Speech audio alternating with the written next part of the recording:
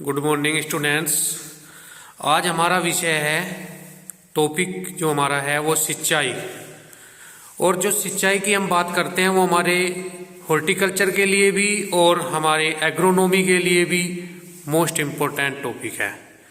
क्योंकि सिंचाई की बात करते हैं कि सिंचाई किसे कहते हैं। सिंचाई पौधों की जल की आवश्यकता की पूर्ति करने के लिए और मिट्टी में पर्याप्त मात्रा में नमी को बनाए रखने के लिए जो हम कृत्रिम विधि से जल देते हैं उसे हम सिंचाई कहते हैं।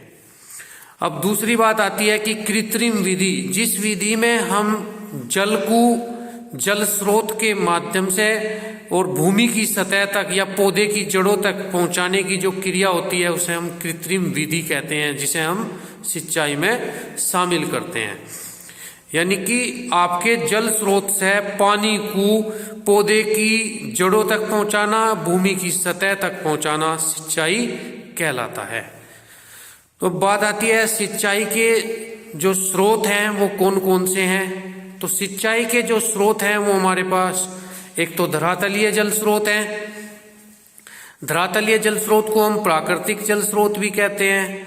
इसमें हमारी नहरें आती हैं, जो हमारा वर्षा का जल होता है, जो हमारी बर्फ पिघलती हैं, जो पानी आता है ऊपर से, वो नहरों के माध्यम से एक स्थान से दूसरे स्थान तक पहुंचता है और उसी से ही हम अपनी सिंचाई की व्यवस्था करते हैं। दूसरा, तालाब होते हैं। जैसे हमारा बहुत सारे आपका वर्षा का जल इकट्ठा हो गया या जो आपके घरेलू जल है वो बह के आपके तालाब में इकट्ठा हो जाता है और उससे हम कृत्रिम विधि से वहाँ से पानी को उठा के और भूमि की सरफेस तक अपने खेत तक पहुँचाते हैं, वो भी हमारा सिंचाई का एक माध्यम है।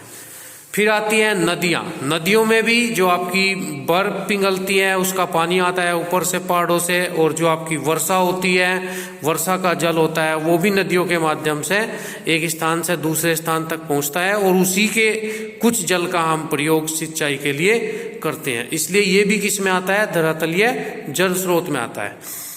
अब झरने हैं। झरने में भी जो आपका ऊपर से पहाड़ों का जल है और आपकी सिंचाई जो आपकी वर्षा का जल है उसके माध्यम से भी हम सिंचाई में प्रयोग करते हैं। इसे धरातलीय जल स्रोत हम क्यों कहते हैं, क्योंकि ये जो जल होता है ये भूमि की सरफेस पे बहता है, इसीलिए हम इसे धरातलीय जल स्रोत कहते हैं। दूसरा नंबर आता है हमारा भूमिगत जल